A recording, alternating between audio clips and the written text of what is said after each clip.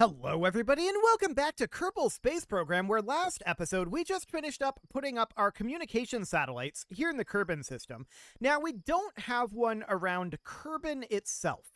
We could definitely do that, and that's probably not a terrible idea. Do we have any other good contracts here to do? Not really at this moment. We can grab Explore Eve, and we would probably do this eventually. But for the time being, yeah, let's grab this. I don't think this expires. I mean, it says expires in 6 minutes, 28 seconds. So maybe we should actually grab that and just keep that around. We're not going to do it immediately, though. I don't think once we grab it, I don't think it expires. So that's fine. Yeah, we've got lots of time on these, so lots and lots of time. That looks good. For now, I want to hop into R&D, and we can definitely think about getting some additional science spent here. We could almost grab experimental science. Is there anything that we really need in this, though? A water drill. Do not drink the water before it has been filtered. That's interesting. Inputs electric charge, outputs water. Very interesting indeed. That's an inline there. So we would need to have some form of sustainable life support on our moon base, right? Absolutely. That would end up being a thing. But for right now, I'm more interested. What is this? This is a basketball. Okay, I thought that's what that looked like. Tow bar, the external command seat, a rove mate. Yeah. So a planetary service bay. Sure. Okay, so that's all fairly reasonable stuff, right? MechJeb features ascent, landing, and spaceplane, docking port, Probodobodine QBE, okay, and the Octo 2. I mean, that's pretty good. We can definitely grab that. And then there's high-powered electrics here, getting us access to better solar panels and the like. We can grab that for now.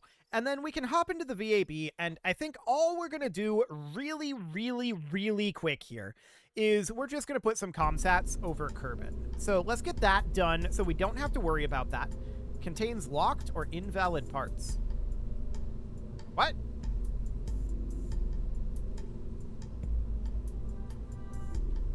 Why is this loading into the default game? Hang on, this is the parts that we want. I was just like, wait a second, what is going on here? It was defaulting to a different game. Okay, a different save game. I don't know why it was doing that. That was weird. We're going to load up our dual comsat. We don't want parts from another game anyway, so this'll do absolutely fine. Let's just go ahead and launch this thing, and we're going to need to put it into a, well, very equatorial orbit. We're not going to need any inclination change here. We're just going to put this thing into an equatorial orbit, and then we're going to do our standard maneuvers. So this is not going to be a big deal, I don't think. I think we'll have enough DV to do this over Kerbin. We're going to be really high up. So that's noted.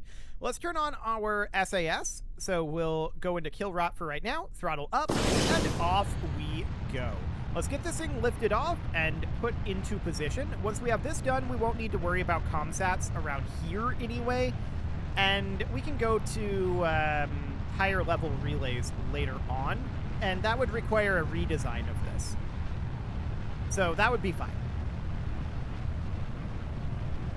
And to be honest, the difference between these and getting to Kerbin is going to be so minuscule in the big scheme of things that the range is probably not going to matter. So I'm not too concerned about that at this time.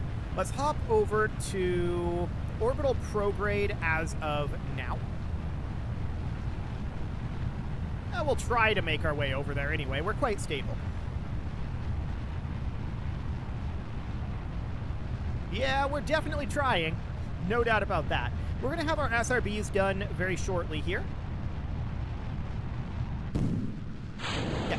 Off go the SRBs, and now we're going to hop into orbital prograde. And then we're just going to go to horizontal velocity up here pretty soon. Once we're at an apoapsis height of probably about 50 kilometers. So 47, 48, 49, and 50. There we go. Let's bring this right on over, and we're just going to park here and continue to burn until we have an apoapsis of high. Very high. I'm not sure exactly how high we want this to go. It's going to be really high. So that's absolutely fine. We're just going to keep burning here until we're just about to escape velocity. That's what we're targeting here. So that's going to be quite significant. We're going to burn out all of this fuel pretty quickly here. And the apoapsis height is currently chilling at around 60 kilometers, not quite 60. As understood. We're at 46 kilometer altitude right now. Once we get up to 50 kilometer, we'll ditch the weight of this fairing. But I think we're going to be burnt out at this stage before that happens. Or very close to it. Okay, ditch the fairing, and let's continue. We've got a lot of delta V in this yet. You can see our time to apoapsis is going up. We are definitely achieving a good velocity at this point. No issues there. And we'll just keep an eye on that apoapsis. We're going to naturally enter into orbit here. Our periapsis is going to go positive here. There we go. We are just going to keep burning here. At least up to 1 million, but it's going to be more than that. Okay, we're now in orbital flight mode. That's 500K. And continuing to burn. We want to get high here. So let's be in this view for the time being. That's over 1,000 kilometers. And we're just continuing to burn. You can see our periapsis height here. It's going up, but we're technically still in an unstable orbit at this point. But we're just going to continue to raise this up. I want to be out beyond the orbit of Minmus for sure. That was a moon encounter. Okay, so this is out beyond the orbit of Minmus here. I'm not sure exactly how far we want to go here. Let's do a maneuver right about here, and this is going to be a prograde maneuver, with the idea being we're just going to raise this up to just before escape velocity, which is right there. Okay. So 6.4 meters per second is what we need. Beautiful. Let's go ahead and lock to that. And we are in space at this point, obviously, and we're moving very fast. Let's go ahead and extend our solar panels before we forget to do that. And we'll extend our antennas for now. Excellent. And let's warp on forward. So we're going to have another minute to warp here. But this is going to be a very, very minor change. And then we're going to have to do a prograde burn once we get up there to circularize. That will be... Ooh, I overshot that a lot. Let's thrust limit this guy down to like 3-4% for right now. That'll be... I'll be honest, I didn't expect that burn to be quite that fast. So we're going to have to back off on our speed a little bit here. 1.4 meters per second. And that seems good. So this apoapsis is 82.7 million. Okay. So we're just slowing down a little bit until we are no longer at escape velocity. 2, 1, and this is good. Okay, we'll leave it there. So that looks fine. 83 million. Sure. That looks okay. So we'll add a maneuver here. And of course, the plan is going to be to circularize. That is escape velocity. That means our timing is off. Okay. So we would want to shift our orbit around a little bit here and do something kind of like this. So there's a tiny bit of radial in there. That just means that we're not directly on the apoapsis, which is not terribly surprising, to be honest. Okay, that's escape velocity. So let's just drop this guy down to be here. That's good enough. Yep, that'll do the trick. So we'll lock to that node. That's going to be about a 3-minute burn at the current thrust limiting. So let's turn off that thrust limit. That's now an 8-second burn. And we've got more than enough delta V for this, so that'll be absolutely wonderful. So we're going to do this burn. We're going to deliver one of these satellites, and then we'll take the other one to the polar orbit. This is not the most efficient way to launch that, but I wanted to launch 2 in 1, so this will be fine. Okay, so we're going to warp on up to our apoapsis here, which is going to take roughly 3 weeks. And we're going to get some science back, which is, of course, always good. There's 50% of the surface deployed ion collector data from the surface of Minmus, so that seems wonderful. And once we get this done, then we can start planning our initial moon colony. So that's going to be interesting. We're going to have to do a fair amount of work on that. I don't expect that to launch this episode, to be clear. So that is absolutely fine. Let's just get this guy in position here. You can see how slow we're traveling right now in relation to Kerbal. Only about 30 meters per second. Okay, so we're about 1 minute away. I'm not even... Oh, there's Kerbal. It is very, very far away. Beautiful. Let's warp forward a little further here. 30, 20, 10, and 4, 3, 2, 1, 0, mark. Okay. So 2.3 meters per second. I want to make sure we're still in orbit here, so that is absolutely going to be something that we need to keep an eye on. Okay, this is good enough. So that'll be absolutely wonderful. I want to point ourselves towards retrograde, as before, because I want to jettison this guy, and that will impart a little bit of force. I want to make sure that both of these are still in orbit of Kerbal. Neither of them should be at escape velocity quite. We're very, very close to the boundary here. So let's just position ourselves over towards retrograde. And then we're going to jettison this guy. And we'll see what ends up happening. So you can see 205.3, and it didn't even change here. So we're in orbit, and we hop over, and in orbit. Perfect. So now we want this guy to get up to be polar. And it really doesn't matter where we do this, I don't think. We could do it like out over here, but that's going to be quite a long time. Again, I don't think it really matters. So let's go ahead and do it like right here. That's in a few days. This is going to be in about, that's only 27 days. Sure. We can do this right as we cross our orbit here. So that looks okay. We'll bring this up. And of course, we're going to need some retrograde tossed in there. And we'll just set our inclination to be a little bit more than this, of course.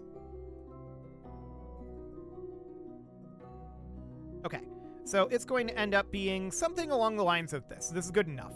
Definitely close enough to where we're trying to go. Right about there. Okay, that'll do. So this is going to be 293.9 meters per second, and we have absolutely plenty of delta V for that. So that looks magnificent. We're just going to bring this around. You can see we've got 1174 in this stage, and then an additional 1185 here. This would definitely get to... This would definitely get to Duna. So that seems absolutely wonderful. For now, I just want to make our way on around. It's going to take a few days, of course, for us to get into position here for this burn.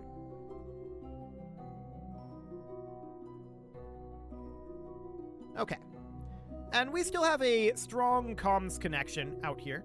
So this is going to make it even more likely, and we are warping kind of slow, but it's going to make us even more likely that we have a comm signal at any given time. So that'll be absolutely wonderful. Assuming that these are relay satellites. Can we see the full connection here? Yeah, that's working fine. Okay, beautiful. So that looks okay, and I want to be on first hop. There we go. So we've got about 10 more days to warp. This warp is definitely happening on the slow side. There's no doubt about that. I'm not sure why it's happening so slowly, but we're just about there. We've got about another week. So as you can see, we have been getting quite a lot of additional science back from our experiments that we placed on Minmus, and we're going to be doing that on the moon as well, soon enough. Okay, looks good. Got more science back, and we are now just about ready to do our inclination change. This is going to be a 9-second burn, not a whole lot of DV needed for this, and 3, 2, 1, 0, mark. Okay. And the burn commences.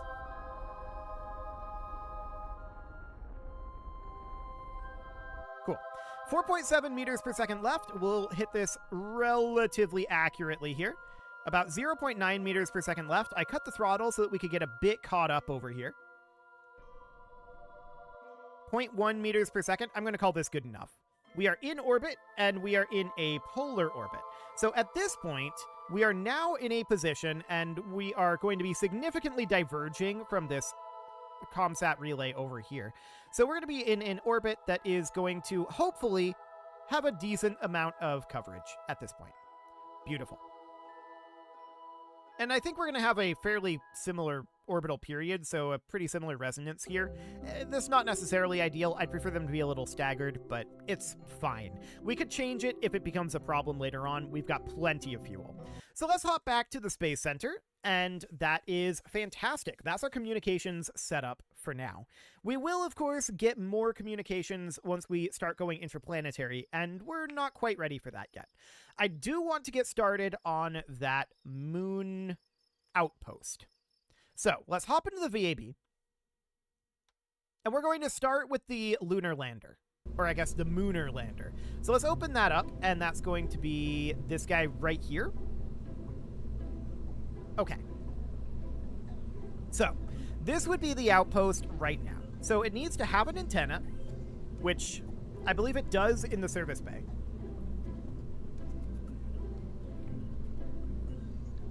Maybe. I'm actually not sure if it has one in there.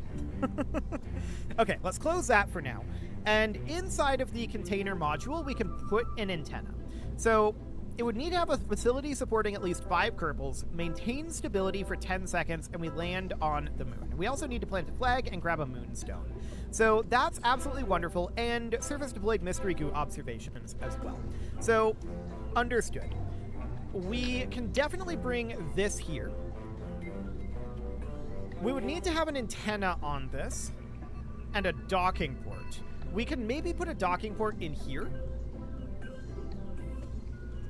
Perhaps. So a docking port would go in there like that. And then as far as like surface science would go, we would need to bring... The weather analyzer would be useless. We could not put it there. But we would have some potential slot issues here. So that's understood. Photovoltaic panel could go here. We're going to definitely be short on some of this. So a communitron would go here. And then we have an ionographer, a GUAB ED monitor, a Grand Slam passive seismometer, and we're going to be short on, at this point... come on. I don't want to go into the pomegranate. Okay, we're going to be short at this point on power for this. So that's understood. We could maybe squeeze a photovoltaic panel in here. No, we can't do that. This can only hold up to 10 liters. Now, we could have some conformal storage units out over here. That's a theoretical option. So if we did that, then we would want to have photovoltaic panels, at least 3 of them. Actually, these can only hold 2 each. So I think what I'm going to do is I'm going to put 2 here and then 2 here, just to make sure that we have enough for that. Then, what we're interested in after that is we're interested in having, and surely this thing can't go in here, right? Yeah, no. What we're interested after that is having some form of life support, but also having, like, some form of consistent life support, but also having some form of facility supporting 5 Kerbals. Okay, so we've got this here that we can use to anchor down our outpost and start construction that way. Then we would need 5 Kerbals that can be in the outpost. So to that end, we could disassemble this and use parts from this. That is an option. So to that end, we'd need to go into our life support here, and we'd need to have... So this is a water purifier. The packed volume is 2,000 liters. That's a lot of liters.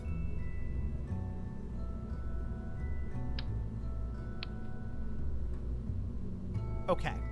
So to that end, we would need a lot of... So this would have a max volume of 2,500 liters at this size. We could put it on something like this, and even that would only hold one of these. I'm thinking we drop these for now. We keep this container module for the time being. And we do need to have an antenna on this, right? So some form of antenna here we can just put on something kind of like this for now. Or we could just have it be... we could have it be almost anywhere, but I'm thinking here for now. Okay, so that would be fine. As far as these cargo storage units go, we would need to have... That's 180 liters there. So we would need to have enough to be able to purify water. So a water purifier is good. This will output water and waste. Okay, so I'm wondering if we should maybe just lift it like this. What is the mass on that? 0.7 tons. That's relatively light. So we could have a water purifier here. Okay, so that's a life support container there. Food container, yeah. Food is going to be potentially interesting. We'll see how that ends up going. Let's see here. So this is an air filter. This inputs electric charge and outputs oxygen. It doesn't input carbon dioxide.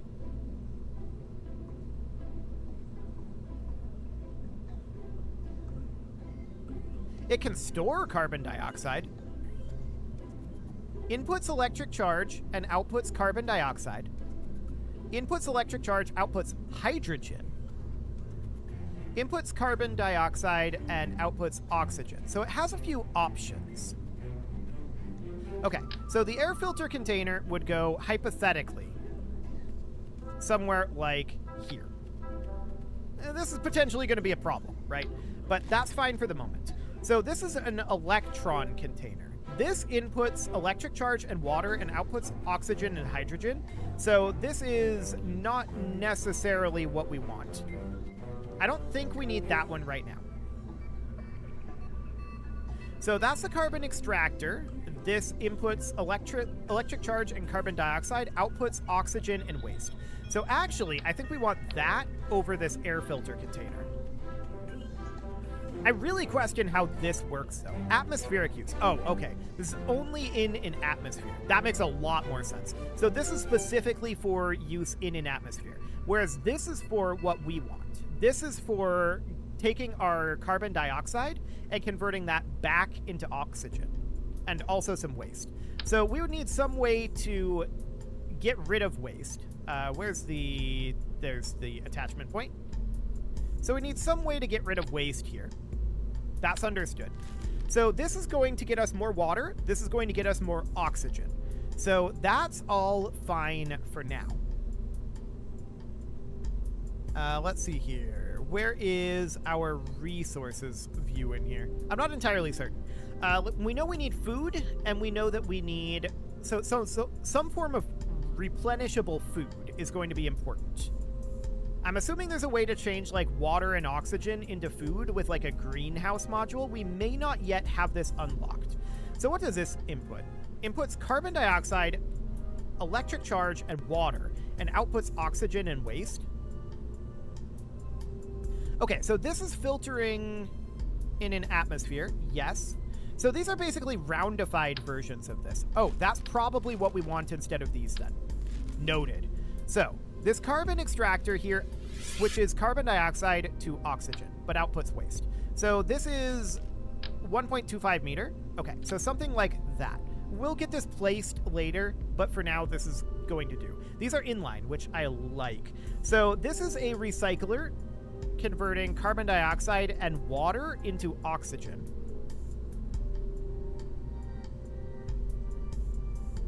Why would we do that over a...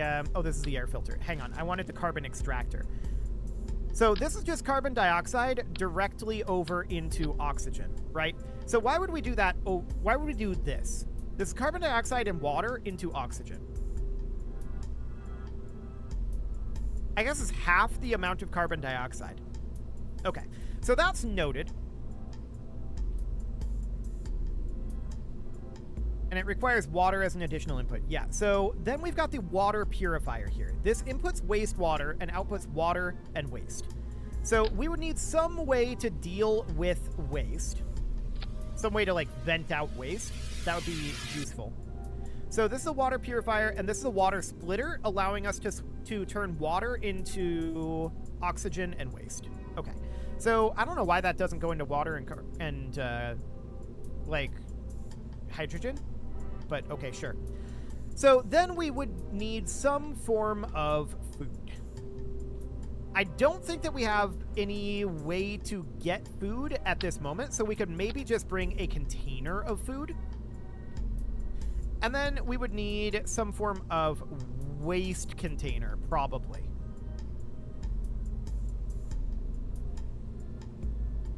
Something like this. And I'm wondering if... Oh, that would be the wrong size. I'm wondering if we would want... If we could have a vent. Hang on. That's not where letters are. Okay, so vent here. So let's see.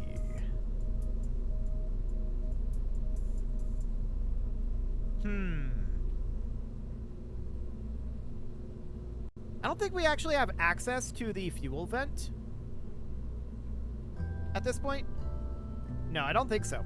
So that's definitely interesting. And I don't know if that would even work for this. So being able to vent the life support waste container would be very good. We may just, like, jettison it and replace it with a new one that we fabricate on site, though. That might be a thing that we could do. So that's definitely interesting.